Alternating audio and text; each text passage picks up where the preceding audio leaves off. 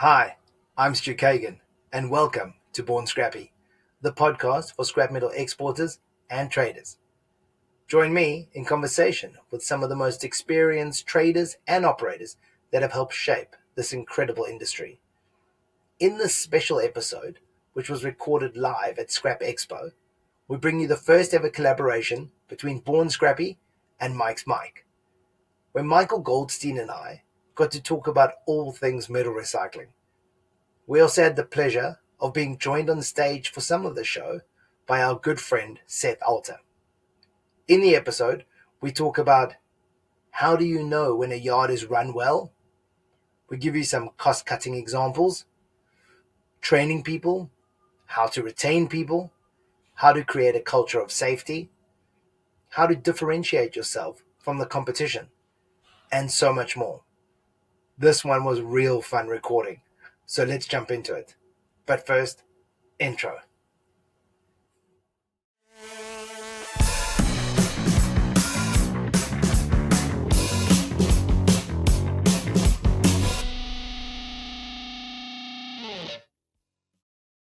Okay, guys, we're going to get started in the next couple minutes.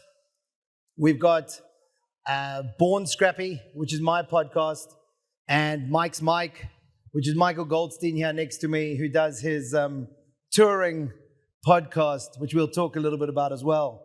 The idea is we want to chat and see if we can add some value where possible, and we'll ask Michael a few questions.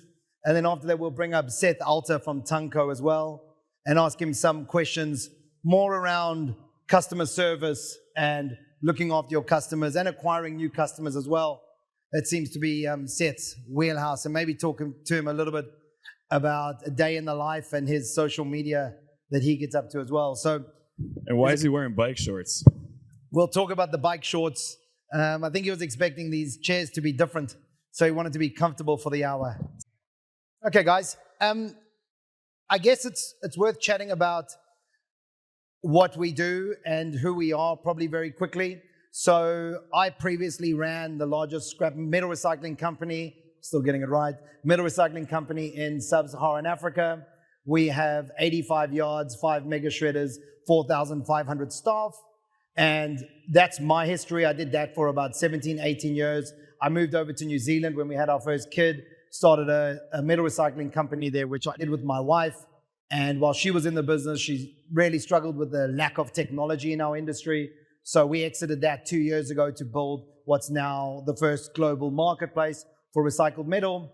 So my background is on the obviously running the operations as well as doing global trade, and also started a podcast called Born Scrappy about a year and a half ago. We're on to season 3 now, and we've had, the likes of some people. I look around. In fact, just the other day we had Tunco on it, Cliff Nance, and we had George Adams in the last season. So we interview a whole bunch of people to try and get a little bit more knowledge that we can learn from everybody else's experience. Mikey, can you tell us a little bit about what you do? I know it's not much, but if you can give us a bit of background. I do a little bit. I don't know. Can you all hear me? I want to hear some noise out there. Don't touch it. Don't touch it. Don't touch it. I want to hear some noise. I need some energy. Come on, let's wake up. The more you drink, the funnier I am. So, Jim, we need the bar to be open. So I'm with Alter Trading, based in St. Louis. We have 75 yards. I'm the Executive Vice President of Operations. Been with the company for 15 years. We're a fifth generation, 126-year-old company. I happen to be the fifth generation. And my job really as the Executive Vice President of Operations, I tell all of our people all the time, I work for them. We have a couple of guys here from Alter that are watching me. Thanks for being here, John and Scott. I say, you've heard me say this, I work for you guys. I make sure that the guys in the field and the ladies in the field, the people in the field, have the tools they need to be safe, because safety is number one, and efficient. And without that, we can't do what we do every day. So that's why I say my job is I work for everybody out there to make sure their lives are easy as they can, because our jobs are hard in the yard. We all know this. And I think that's a pretty important thing. So I also, about a year and a half ago, we had a meeting in St. Louis about increasing our social media presence. And I've never been on Facebook, MySpace, I don't even know if that's in existence anymore, any of these things. OnlyFans, I've never been on that. don't That's a know. lie. I don't do any of the I social media. subscribe to your OnlyFans. You do? Yeah, I saw Right. your feet the other day. Yeah, yeah. You like dirty boots. But we had a meeting about increasing our presence on social media, and I thought, as much as I don't like it and I've never been a part of it, I should be part of it. And I had this idea to start making little videos talking about products made out of recycled metals that keep families safe, because nobody can argue with keeping families safe. And from there, it just kind of blew up. And now when I see something that's made out of metal, I talk about it. And then a year ago now, I was sleeping or trying to sleep. None of us actually sleep. And I had this idea for Mike's Mic, where I wander around and interview people for like a minute to 3 minutes and just post that. And that kind of kicked off into something called Mike's Bike, where I ride my bike around and talk about things made out of metal. And it's been a lot of fun. I get recognized all over the world. And it's gone beyond anything I ever thought. So I can't stop. My wife now makes videos. Her friends make videos. People like her more than me, which is no surprise. Exactly. And it just really proved to me the power of social media. We didn't know each other existed before, and now he's like my brother from another mother. Seth Alter will be up here in a little bit. You know, we didn't know each other existed, and now we're like cousins. So really, it's a powerful, powerful tool if used the right way. Yeah, so I think we could go and really delve into social media and how it's going to help you. But I think we're going to try and go more around operations, and then we're going to bring guest Seth Alter up to talk more about the commercial side of things, to understand how we can add value. We got to fit it all within an hour, and Mike and I and Seth could probably talk for days. So we'll try and make the answers short and try add value. And then we'd like to open it up to you guys for the last 5 or 10 minutes. If there's anything you think you want to ask questions about, or if we can help, or even if it's just a whole big discussion, we're happy to go there. So I think, Mike, you always talk about it, and we always did it in my previous companies, but we say safety first. So let's start with safety, and we can go all over the place. So when you've got many operations, when you go into an operation and you drive in, what are kind of the first few things you're looking for? And even when it's not yours, right? You're going to visit customers and suppliers, etc., that you see. What are you looking for that tells you that this place is safe, or it isn't? You know, I'm looking at, are they wearing hard hats? I'm looking at, do they have vests? Are they wearing their safety glasses, steel-toe boots? You know, those are the things that are non-negotiable in our world. You have to wear those things every day. But believe it or not, there are yards that I'll walk into where people aren't wearing any of this safety equipment. In this day and age, it's unbelievable to me. We want our people to go home safe. And, you know, I look at the forklift operators. Is their seatbelt on, right? So many times I see people ignoring the seatbelt. That does not fly in our company. If you are not wearing your seatbelt, you're going home. So, you know, safety is number one. Every single meeting that we have, it doesn't matter if it's a meeting that I'm having with Jack, our CEO, and Matt, you know, at an upper management level, or if I'm at the yard level, or not even with me. Every single meeting starts with a safety message. And last year, because of our focus on safety, you have to ingrain it in your culture, guys. You can't take it for granted. You can't say, I'll let this one slide. You have to just make it part of your culture. And last year, we had the best safety record in company history, which is amazing because we continue to grow. And now we have 75 yards, like I say. We're always bringing people together, and we take the best practices from everybody, but safety is not negotiable. Like I said, every meeting starts with safety, and that's our most important thing. It's our focus. So you speak about safety belts on forklifts. We're talking about PPE, hard hats, boots, etc. I mean, I've got the two opposite ends of the spectrum. I started off in South Africa, where people honestly can walk in the yard with no shoes. And then I went to New Zealand, and it's the complete other end. I can tell you it's a long story, but I'll make it really short, that I had about a whole bunch of drivers, and our health and safety officer made us, they had to wear long sleeve shirts because of skin cancer. Now, that's another level. So our drivers were complaining that it was too hot. The only other option was for us, management, to put on their sunscreen. And we were like, but our children put on sunscreen themselves. Like, we can trust our kids, but we couldn't. And those were the regulations in New Zealand, right? So you got complete opposite ends of the spectrum. But I've been traveling through the US for the last maybe 6 months and seeing a lot of yards. And you guys seem to have two complete opposite ends of the spectrum. Like, you'll go into a yard and people will be like your kind of yard, and we'll go in, everybody's fully kitted. But then I'll go into another yard, you know, I can think of one I was at the other day, and they gave me reasons why they don't wear high vis, they don't wear hard hats, and some of the guys didn't have on safety boots. And I'm being serious, like, that's really happening. So I think what we're trying to get across there in our social media posts, and what Mikey's talking about, is treated important. You know, it's got to be important, but it comes across in your culture if you treat it as such. So if it is like what he says, it's the first thing you guys are talking about in your meetings. Everybody then it rolls down and everybody realizes the importance of it. You know, the other thing I look at is, and we're going to talk about this later with equipment, I guess, but what I look at is the back of equipment.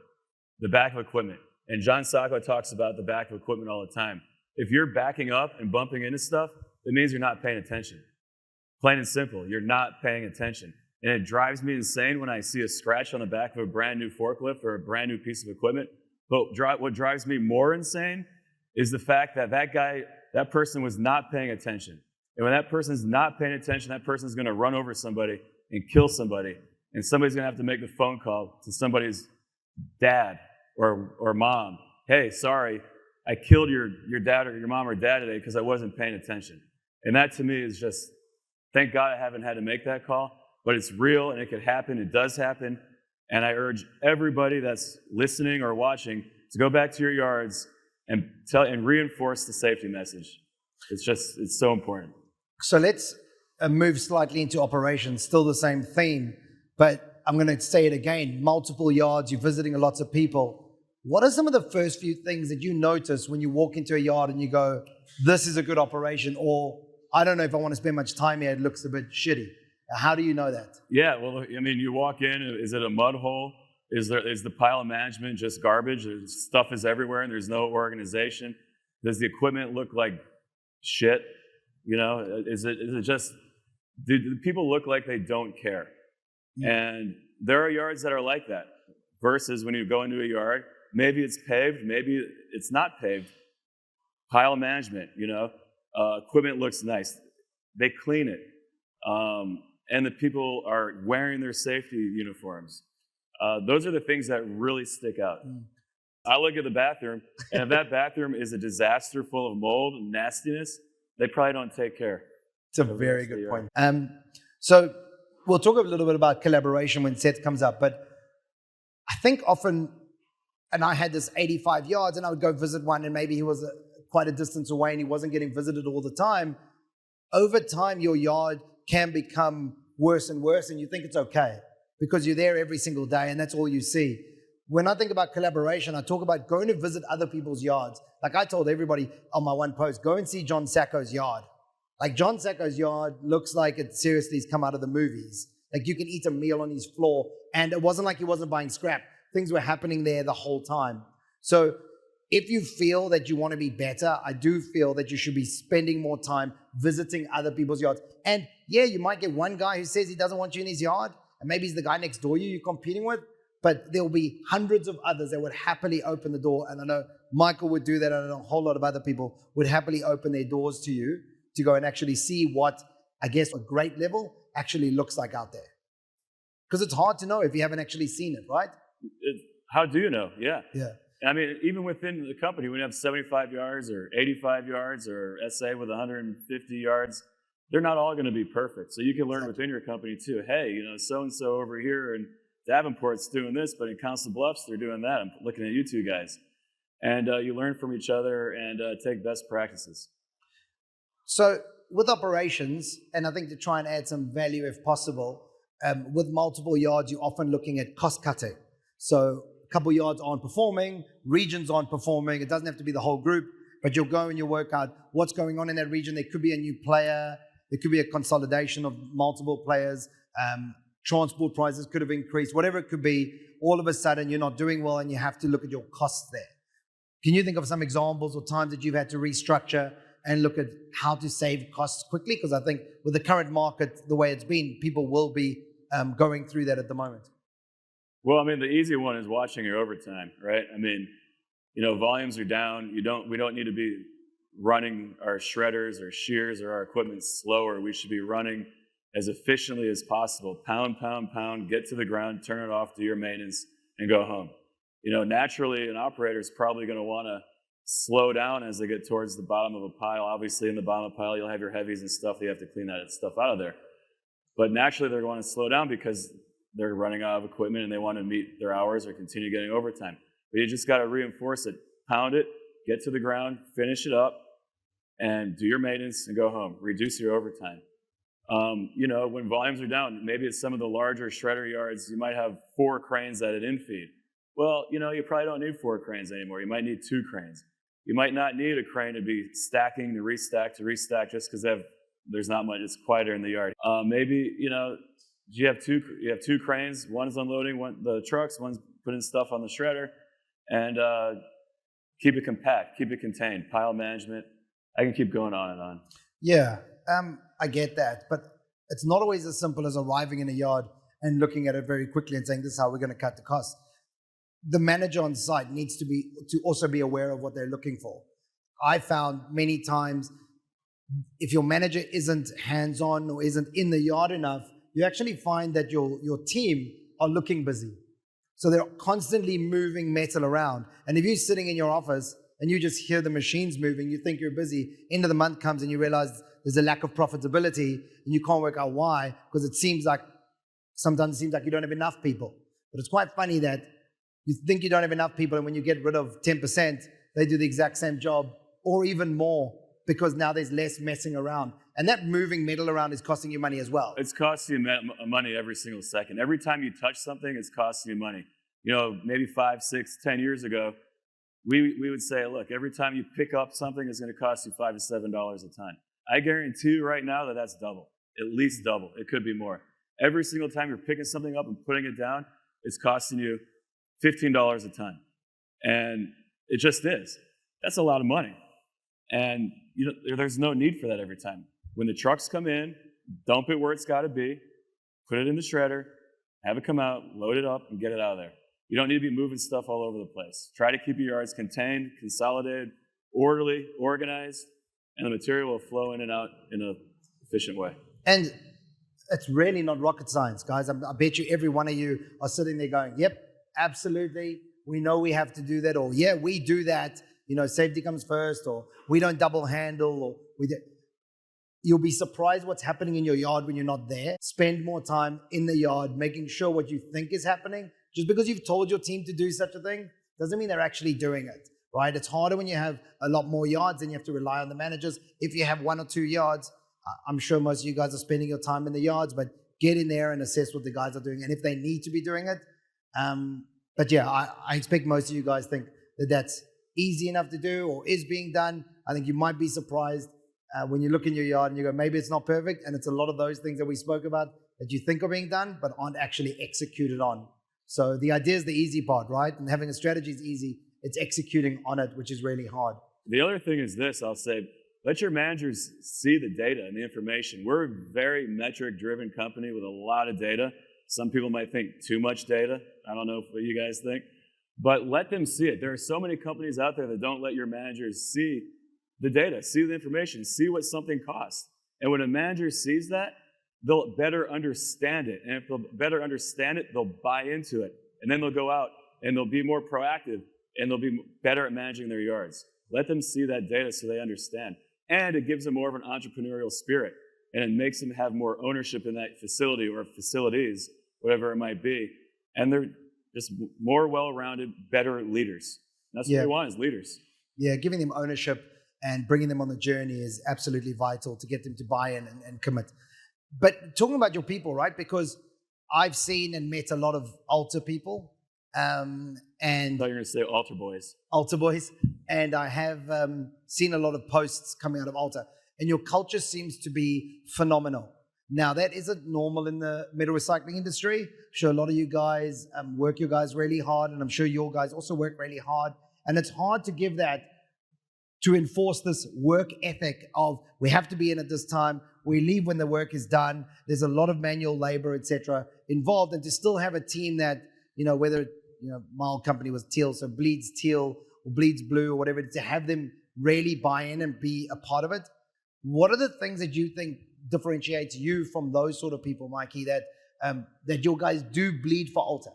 And I don't mean in the safety way, right? Because they don't get hurt. But I mean literally their blood flows Alter. It's really amazing. And I feel so lucky that we have so many people that have been with us for 40 years plus. Or that alone, when I look at the time people spend in your company, it's unheard of to me coming from some of my previous companies. Yeah. And it really is, and I'm getting at that. We've got multiple generations. We have people here whose father worked for the company for a long time, and now we have a manager sitting here who's been with the company now for a long time too. I mean, it doesn't happen overnight, building your culture. It just doesn't. And it took us 126 years to get where we are. And that culture happens over time. And as much as we've grown from 9 yards to 75 yards, and as much as we've had to put in processes and more corporate type functions, we're still a family business. And I think that the majority of our people that work for the company or with the company know that. I'm approachable. My dad's approachable. My grandfather was. We're all approachable. We're all approachable people. Come talk to us. It doesn't happen overnight. Okay, so Mikey, what can the people listening do tomorrow to start to build a better culture internally? I know it took you a long time. Nobody can go back in time and give themselves 127 years. But what they can do is go back to the yard on Monday and do what? I see your wife's. Who's watching the buddy stand right now? Focus, Michael. You're not, I'll bring you back in, Jack. Don't worry. Focus, Michael. You're not selling the program right now. What can you do? You just got to be there for your people. You have to let them understand that you're there for them. You're with them. And, my dad always says, you take care of my family, I take care of yours. And he's been saying that for decades and decades and decades. And it's true. I say, I work for you, right? And that just helps reinforce and enforce that culture that we have, that thing. It's just hard to describe. When you buy a yard and the toilet looks like crap, literally, clean the bathroom, put a new bathroom in. People are going to say, wow, they care about us. They care about the people. They care about, accommodations. Because I'm going to challenge you there. I know how Alter has a family values, and I think that's something you guys can take as creating family values. I've often challenged the idea of it being a family, and I always will say we're a team, right? Because I relate it to a sports team, right? If you're not going to be a part of this team, you're choosing to, and if you're going to let down the other players, we're going to get rid of you. Unfortunately, or fortunately, depending on how good your family is, but you can't really do that to your family, and your family forever, whether you like it or not. And I've been through the phase where we were family, and unfortunately, we had people that have stolen from my company and done different things like that and behaved in ways that we struggle to treat them anymore as family. So I moved to a team mentality because I believe that we're a team and we got to all focus on the same goals, go in the same direction. But I like what you're saying. If you're a team and everybody's a part of the team for you, then you wouldn't treat them in a certain way. So for example, I love your example of, go in and clean your toilets. Your team immediately will thank you for that. And I know sometimes it's hard in the situation when you're running a business to spend that money, but you should see that the culture starts to slowly increase. And it's small things like that. And being in the yard and knowing people's names and greeting them and being approachable. I think being approachable is one of the most important things. A couple more things to the team. I use the team term all the time. And words matter, and how you write the words matter too. It might not be grammatically correct. I always capitalize the T in team when I'm talking about our team. Always. Just to reinforce that we are a team. And the other thing I say, and I mean, these guys have probably heard me say this, when I'm talking to somebody or introducing somebody, I don't say this guy works for me. I always say I work with John. I work with Scott. Scott works with me. Yeah. With, not for, or not, whatever. With. It's not I and me. No, when you talk about how you've performed. You hear me say that, right? It's the company, how the company works. Yeah. And I hear you say it as well. Okay, so we're going to invite up our guest speaker here who got dressed up, but don't worry, we'll delve into why he's dressed up. This is Seth Alter from Tunco. So for those of you that don't know him, Seth is a major influencer in the metal recycling space. He posts on social media and he gives us days in the life of what he gets up to every day. And Seth's focus, and what I love about speaking to Seth, his focus is on customer and relationships. So we've spoken a little about operations, and we were asked to get up here and see if we could add any value. So I've kind of broadened the spectrum, and we've gone operations. We've spoken about safety, which I include in operations. But then we also are going to talk a little bit about customer acquisition, so landing new business, as well as maintaining your current business. So keeping that relationship strong in ways that Seth's able to do that. We also have a talk tomorrow at 8:30. It might be a bit early for some of you after the bourbon tasting tonight, but we're doing a talk, I think, in one of these rooms about this exact topic, but we'll delve really deep into it, whereas we'll just touch on a little bit. So why do they push you so early? Don't you have any influence? You're an influencer. Dude, I got no influence here. Seth, let's just tell us a little bit about what you do on a day-to-day basis so we can get a context of what you're up to. Absolutely. So my name is Seth Alter. I'm a second-gen recycler from Toronto, Ontario, Canada. I work for Tunco. Tunco is a processor of tungsten carbide. We're based out of Madisonville, Kentucky. It's a fantastic group of people who have joined me today, which I'm really appreciative. So I'm a buyer. I handle the North American market as well as global, South America. And I'm looking for anything tungsten-based alloys, tungsten carbide, high-speed steel.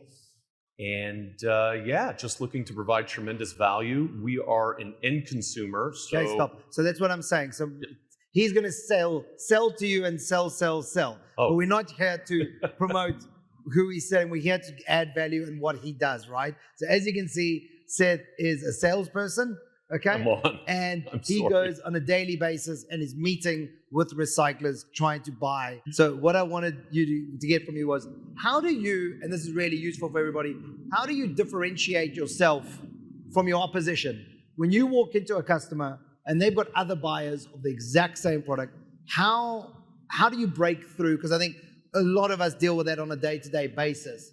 What are kind of tips that you have, and what have you done in the past? It's a great question, Stu. Add value. What add value can I bring to your company?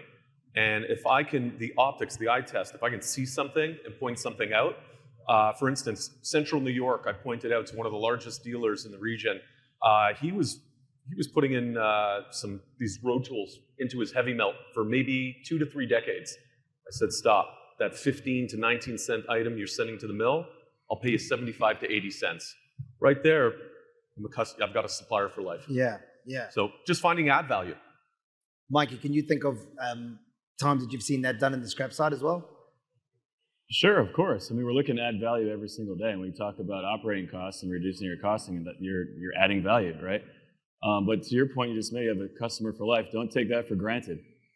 Don't ever take that for granted. Don't ever take for granted that your customer that you've had for 30 years is going to be with you forever, because there's always a competitor out there that's coming after you. So, and somebody else is going to knock on the door, right? And so I think when we talk about adding value, right? So you guys might have a large customer in your region that you're looking to land their recyclables or their metal. You could have a customer that you're currently looking after. And I think, Tim, you'll delve into this quite a lot tomorrow. But the idea is, we'll talk a bit about relationships. But when we talk about adding value, he's giving an example on tungsten. But if you think on metal recycling, if you can find a customer that's putting certain grades in the waste or not upgrading certain grades. So you go to a site and you see that they've put aluminum in their steel bin because it's easier for them to just chuck it all in, and you can go to them and actually calculate the saving that they might get and say to them, well, actually, guys, this is what you're going to save X dollars per year if you start pulling this out. It's exactly what he's saying. All of a sudden, even if they're not your customer right now, they're starting to look at you as somebody who adds value. And I tell you what, if you came to me and I wasn't supplying you metal and I was doing that and putting aluminum in there, I'm wondering to myself, my current service provider is probably taking out all the aluminum and has never told me. So immediately it's making me question my service provider. So it's about getting in with a customer and spending time there, not just trying to rely on your price or I've got a certain size bin or I can get you with these transporters. Actually adding serious value, and then from there kicks in the relationship part. So tell me a little bit about relationships, Seth. I mean, it's very much what you do. This industry was built on relationships. Relationships are crucial. Mike and I talk about it constantly. About it all the time. Yeah. Without relationships, we're not nothing. here. We're right? nothing. Yeah. And especially on the supplier side, you're only good as your relationship. 100%. Right? And if you show up, that's one thing. I find in the industry, complacency. Complacency kills. You have to get up, you have to get on the road, you have to show up. And I think that provides, once again, it's a lot of value. And that solidifies the relationship. But like Mike said, never take it for granted. You're only good as your last deal. You're only good as the last deal. It's just maintaining that relationship. Don't take it for granted. You know, when I first started and I was wandering around central Iowa and buying scrap, and I was meeting some of these guys who've been in the industry for a long time, and I had people come up to me and say, Michael, I shook your great-grandfather's hand in 1952, and I've done business with Alter every single day since. I'm like blown away by that. It's an honor, and it's a privilege to be able to have accounts like that, but you can't get complacent. You just can't do that, because that's how you lose them. So you work for Tunco. That's correct. Right? So how do you recommend, because a lot of people here aren't necessarily the person who's going out to buy this material, and you're not necessarily the ones who are looking after the relationship. You might look after some key ones, but you're not necessarily. How do you get your buyers to be as motivated as it seems you are to get up in the morning and get out there and get it done? You either got it or you don't. I really got to be honest. It's either in you. You're either a scrapper at heart, or this industry's not for you. And that's not a slight. No. That's just the reality of the situation. You either it's not for everybody. No, this industry isn't for everyone. You know, you got to get your hands dirty. You got to show your colleagues you're willing to get in there. If a material comes in and you need to get into a sort, you got to go. You got to drive a truck, you drive the truck. That's one thing about our company. It's the whatever it takes mentality. Yeah, but I guess that starts at the top as well. So the top management has to be able to show that that's in the blood. That's how everybody performs in order to get your lower level and everybody else performing at the exact every level. To do that starts at the top. So if you need to drive a truck, you know, if somebody needs to, the owner or managers should be willing to drive that truck as well. And then everybody else. But I'm going to challenge you. You said that it's got to be in your blood. Now, I look, at 18, I didn't have any family in the industry. I started off, I needed a job as a laborer. And I guess maybe you could say it was in my blood. I didn't know about it before, right? But what about when you're bringing in a sales rep? And because that's really what you're doing. I mean, you're not selling, but you're buying, right? So you're bringing in a sales rep, and I'm sure a lot of you guys hire sales reps. And yeah, there are easy ways to identify early on if the person is able to do this job properly or not. But I'll tell you a quick story. I loved hiring rugby players in South Africa. And my best was to hire famous rugby players in South Africa. I had, if any of you have seen the movie Invictus from the 1995, Matt Damon plays Francois Pienaar, when 95 South Africa won the World Cup. And a guy who played in that team actually works in the metal recycling industry in South Africa for my old company. I hired him because I loved his team ethic. I loved that he would die for his team. And I knew that if I could get him to bite and I could get that bug to bite him, right, of recycling, he would be incredible. And he was amazing. But how do you incentivize, you know, some people say, oh, give your sales team a commission. You know, are you monitoring them on CRM systems? Are you utilizing data? Like, what are the kind of tips that people here can take away and go, all right, maybe that's going to help me bring in a better sales team or get more out of my sales team? It's a good question. Again, culture. Like you guys were mentioning before, you got to buy into the culture. And if you have a good culture, that's what attracted me to Tunco.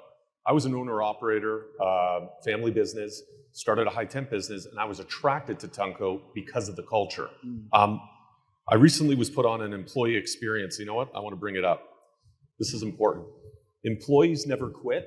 I wrote this. When they are paid well, they're promoted, they're respected, they're mentored, they're appreciated, they're valued, they're supported, trusted, empowered, developed, challenged, and recognized. That's awesome. That's culture. Yeah. Okay? That's good. So are you saying that a company culture can help you create the sales team that you need? Because I don't want to challenge you too much, but I'm going to tell you that I've seen great cultures and salespeople just ducking off when they leave the yard and going to sleep in their car. Like, that does happen. So I'm going to bring up an example. There's a recycled materials professional up in Montreal, Quebec, and his name is Herb Black. He runs American Iron and Metal. Small company. Small company. Yeah. Herb Black brings in former NHL players to events with his suppliers, industry events, and people gravitate towards that. Yep. Just like your rugby analogy. So, you know, people like salespeople, when I see that, or new younger guys in the industry, when they see that, they gravitate towards that. I want to be a part of that culture. They're doing something right. So once again, sales, you've got to empower your people with the right tools. The person obviously has to have it, right, to be able to go out there and buy or sell. And like you said, incentivize. Take care of your people. Okay. Your people will have a vested interest, like you guys were saying before, in the business, and be prideful. Talk us through. I think a good marketing person also has to be willing to go out in the yard and learn the metals and understand what the operations side is facing, understand the cost, and understand the business, not just one side of it. And that's not just saying marketing has to do it. The operations guys have to understand the marketing side too. Be well-rounded. Yeah, I mean, I couldn't agree more. I think the best sales team, your best buyers out there will have spent time in the yard. Not It's only obvious, because but you have to. Exactly. Not only because they'll be able to identify and build relationships because they actually add value, but because they won't fight with the operations team. Now, I'm pretty sure you've all been through, if you're in operations, hated your buyers at a stage, or your buyers have hated the operations if you're on the buy side. It's standard across the industry. And the second you can kind of intertrain, and we can kind of have people in other divisions and learning from the other, all of a sudden you have a respect for the other division. So I found when you are having that massive clash, and it will always happen, straight away try and swap people within those divisions and say, okay, well, you're going to spend the day on the road with such and such and see what it's like to knock on doors and get doors slammed in your face all day. Because they all think that all you're doing is lunching and drinking and partying and golfing. Now go see what that's like. And then on the vice versa, you know, the sales team get in the yard for the day and see what it's like when your buyer sends you 12-meter lengths beams that you weren't expecting to arrive in the yard, and all of a sudden you've got to try work out how to offload this and manage that. So that's super powerful to help you with your culture as well. That's the best part of this industry. When you go to a yard as a buyer and you're sitting across from a team of savvy, recyclers, they know immediately if I know what I'm talking about. And that's, I met Mike this year and we immediately hit it off. We've been doing this our whole lives. That's the cool thing. So you've got to take your people who are coming into this industry, and it's not, the perception right now is we're not the most desirable industry. And as Sacco is out there, people think scrap, they think trash, they think landfill. No, we're essential. So putting your people into your practices, your ops team, that's how they learn. You got to touch it, see it, feel it to know what you're talking about. That's right. It's very important. That's right. I want to just mention one other thing about that rugby player, and I won't hop on rugby for too long because I'll lose the crowd very quickly, but you can relate it to NFL, NHL, whatever you want to. There wasn't a door this guy couldn't get open. So your biggest customer in an area that you just can't get in there, Crano Otto, this guy, he literally, I would go with him and he would arrive downstairs at reception and he would say, we'd know who we were going to see, and he'd say, I'm here to see Mr. Whoever. And the lady would phone and she'd go, hey, Crano Otto is here to see you. And I would hear him say, clear my schedule for the rest of the day, because he's speaking to a World Cup winning superhero. And we'd walk in and I would talk metal recycling and they would just talk about rugby and whatever else they wanted to talk to. So I love the idea of, like you said, bringing, like what Herb Black does, bringing people into a room where really your customers love that experience. They want to stay your customers. It's kind of like when you take customers to sporting events or whatever it might be that they really love. They know that if they're not selling you metal anymore, they're probably not getting to go to those big games or go and meet those players, et cetera, et cetera. Got to invest in your customers, your suppliers. Because if you lose that, it's a strategic supplier, you lose that feed, where are you replacing it? Yeah, absolutely. I want to open this up, but before we do, I wanted to ask you guys about your outfit. Because it was nice of you guys. I didn't know we were playing fancy dress. I would have dressed up as a biker too. But tell us a little bit about what's going on this weekend. Yeah, so this weekend is a big weekend for the recycled materials industry in St. Louis. We have a program, it's the 15th year of the program, called Pedal the Cause. We raise money for Sightman Cancer Center and Sightman Kids in St. Louis. And in 15 years, we've raised over $45 million. And 100% of it goes to cancer research. It's an amazing program. And I've been involved for 8 or 9 years on a team, Ludicrous Speed. And this will just take a minute. And it was started as a family friend team. We had in honor of my friend's brother, who's now a survivor, and we wanted to do something more with the team. Last year we raised $25,000. That was the most we ever raised, and that was amazing. But my friend Tim Ritterboss, stand up, Tim. You won't miss him. I told you to stand up. I can't see you. Come on, Tim. Tim, I did a LinkedIn post about bikes being manufactured, cancer-carrying bikes being manufactured using recycled metals. And Tim messaged me and said, how do I get involved? We didn't know each other that well then. I said, join the team. And then I had this idea, why don't we make our team to do more, the team of the St. Louis area recycled materials industry. And I said, Tim, what do you think about that? He goes, I'm in. If you know Tim is all in on everything all the time. So I called my buddy Zach, the captain, and he said, yeah, let's do this. So we got together and we had a goal to get the St. Louis area recyclers together and raise $50,000. What happened?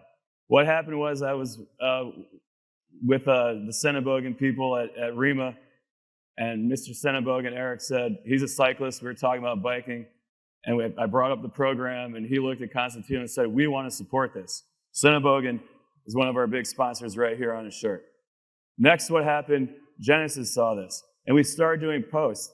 Dan Buck, Lee Bear, American State saw this. We have Lee Bear and Senebogen on our shirt, guys, as sponsors and donors. That's like having CVS and Walmart on your NASCAR, right? CJ, that doesn't happen. So we have now raised $86,000. I mean, it's unbelievable, unbelievable. And that's thanks to a lot of people in this room, a lot of people. Sierra Sacco was involved in helping out, SciAps. And I've got an announcement to make. SciAps made an amazing offer a couple months ago. The next 2 donors that donate $5,000 will get their name on the SciAps NASCAR for a race. We have one who's already donated, and we have 1 spot left still. So for the next person or company that wants to donate $5,000, come to me, and your name will be on the Viking Motorsports NASCAR next season. So thanks to the recycling metals industry. We have sponsors and riders. Seth's coming from Canada to ride with us. Dan Buck's coming from Chicago to ride with us. There's people coming from all over to ride with us in St. Louis this weekend. We're going 100 miles. And we're doing it again next year. So anybody who wants to participate next year in March, we'll be doing this again. So we're going to go full spectrum, and we kind of touched on the operation, touched on the commercial. On the commercial side, I'm going to just ask you guys a little bit more about social media. Now, we don't have some of the others here that would probably do a show and talk about why it's important to do it and why you should hire a marketing team, et cetera, et cetera. I don't necessarily believe that that's the route that you should be going to start. I think you should be starting. I think the value that any form of social media that you start with the value is huge. So what can you guys tell us about the effect that it's had? You touched on it briefly. Seth, you do quite a bit of it. Can you guys talk to us about why it is important that everybody should be doing something? I mean, I'm a believer. I was not a believer. I didn't want to be a believer a year and a half, 2 years ago, but Sacco's out there. I call him the godfather of the recycled materials socials. And now a bunch of us are also doing it. He's trying to hide, but you can't hide. And I'm a believer. People say, can you monetize this? Like, do you know are you guys making any money off these little videos? I have no idea, but I do know this. I'm getting people from all over the world that connect with me because they want to buy our material. And I send that information to our sales guys, and maybe we've done some deals, and maybe we haven't with other people. But it's about getting your name out there. I'm out there trying to change the image of the industry, though, too. That's number one. And I think it's working. 3 weeks ago, I'm eating lunch at a bar in Milwaukee with 2 of our guys. And some guy walks in. I've never seen this guy. I've never heard of this guy. I wouldn't know this guy I wouldn't know him now. And he sits down, and he looks at me, he goes, are you Michael Goldstein? I said, yeah. He goes, I watch all of your stuff, all of your LinkedIn videos. I love it. They're great. I'm learning so much about the industry that I didn't know before, and it's changing the narrative. This guy's a real estate guy in Milwaukee. I live in St. Louis, and I was there visiting a yard. And it's unbelievable. It's about getting your name out there, being active, and just doing it. You just got to do it. So attention is the asset. I met Stu at the BIR in Abu Dhabi last year. Correct. And I said, Stu, how do you do it? What's the secret sauce? And you gave me some advice. I've taken that and run. Especially you, John, Tim, Jessica, you guys have pushed me. We have done tremendous business on LinkedIn, well, LinkedIn being the platform, just exposing our company and what we do. So yeah, if it's a vehicle and it's free, why not? It's a free no-brainer. marketing. And 100%. yeah, I think a lot of people feel that they don't know where to start, and I've got to hire a marketing person or to pay somebody else to do that. Like that's absolute rubbish. You can literally put up a post about the Scrap Expo today, and any photo, be in it, don't be in it. You can start to like other people's posts. You can share other people's posts. Like it's easy to participate, and the more you participate, the more people will see your post. The more LinkedIn, or depending on whatever platform you're going to be on, will like you more. And there's an algorithm in the background. So the more you do, the more juice you'll get. So every time you then do a post, it's going to show it to more people. And the more people that like it, then LinkedIn knows that you're putting out good content. So it's going to show it to more people. You don't need a marketing team or to hire a team to do it for you. You need a phone to take a picture with and just decide what you want to take it off. And whether it's one day a week, whether it's one post a day, like whatever it is, if you start, try and keep that consistent and grow that. And you might not say that's a lot to people that have reached out. You might not know what you're going to need it for now. But when you do know what you need it for, it's going to take you a year to build it. So if it's that you decide that now you're going to go on the road and want to be buying more metal from another region, whatever, you're like, shit, I wish I'd been posting because then more people would know about what my company does.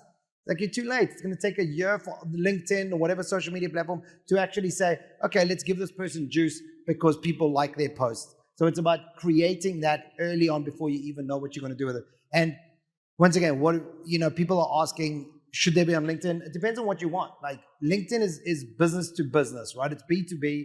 If you're looking to land customers and to do business with businesses or deals with businesses, LinkedIn's the place to be.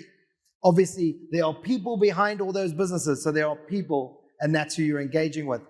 But if you want to look for, some people would call it vanity metrics, which is really just people liking your post to make you feel better, and maybe it's that you're looking to, actually a better one, you're looking to grow. No, I was going to say TikTok and Facebook and that. That's really, people like your little post, and that's great. It might not be necessarily what you're looking for. So make sure that you've done the research and choose the right thing. If you're looking to build your street trade, right? So you want to build your retail side of your business, and you're in a region, Facebook and TikTok's a great tool because it's the tradies that are going to be dropping, the plumbers, the electricians, etc. They're going to be coming into you. They're not necessarily on LinkedIn, but they're probably looking at TikTok and Facebook. So choose, or Instagram, wherever you want to be, but do that homework and then kind of stick to it.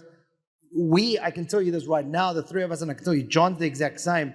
If you comment on one of our posts, we will engage with you straight away. And by us engaging, once again, LinkedIn likes you and then sees that when you comment something, people engage with you, that will give you more juice to be able to promote you at a later stage.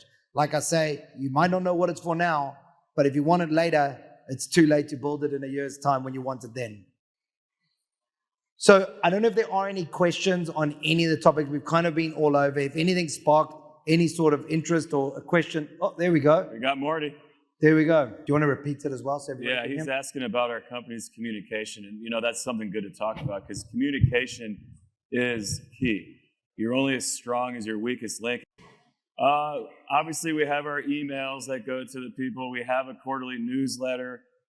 Phone calls and that sort of thing. Typical person that works in your yard, how do you get them to feel as part of the team and just know what's going on? You get out there. You get out there. You get out there with them, and you go into the yards, and you pay attention, and you ask questions, and you listen. You listen. A good leader has to listen, and I think that's goes a long way in our company with how we build our culture and how the people buy in and want to be part of something. Yeah. Because I feel like there's so many people at so many different levels. You send out an amazing email celebrating a big win. Yeah. People in the yard don't even see it. You know, it's being approachable. You know, you have somebody who's about to retire, calling them, thanking them, doing something for them. You know, maybe we have like a pizza big party on a pizza lunch on Friday or something. Just bringing your people together and making them feel like they're part of something, rather than just individuals running around and go home at the end of the day and just don't care. It's a good question because for bigger companies, it's hard. It makes it more difficult. It's way more difficult. So it's a great question. Like, I think if you've got 1 yard, it's quite easy to create a culture. So last year was our 125th anniversary. And yet we had a party at the REMA event and we all had different kinds of stuff. But we wanted to do something to celebrate with all of the people of our team too, team with a capital T. And so we built this big smoker, and a lot of you might have seen pictures of this online on LinkedIn and elsewhere. And we had, I think, 19 barbecues in our regions. We didn't bring the smoker all over to all of them because from Wisconsin and Nebraska it can be far to pull that thing. But we brought all of our employees together, and we did something that we've never done in 126 years. We shut the yards down during the day for an hour or two. We brought everybody together from even the outlying yards so everybody can be together, and we celebrated together, and we ate a meal together. We broke bread together. So much happens when you're eating a meal together. I went to all but 2 of them, and the only 2 I didn't go to is because I got sick, so I couldn't go. And I went later on, and I thanked everybody. But it's bringing the people together. Speaking of thanking everybody, I always thank every single person when I'm walking in the yards. So at any level, it doesn't matter. Thank your people. That means something to them. Can I pay him a compliment? I was fortunate to tour the Milwaukee facility with you this summer. Which you compared to Hollywood, by the way. Which I did, John. He stopped at every department, knew every woman and man's name, spent some time, had a conversation. It was awesome to watch. Thanks. I saw it firsthand. Thanks. Anybody else got any other questions they wanted to ask anybody? Tell you how to operate a forklift 15 years ago. John Hofing is when he was a college intern. He taught you how to operate the forklift? Yeah, he was a college intern. It was my first week. He trained me. That's awesome. Yeah. Okay, guys, in the next few minutes, I think John's getting up here. So thank you for all your time. Thank you, guys. I think it was fun. Yeah, this is great. And thanks, guys.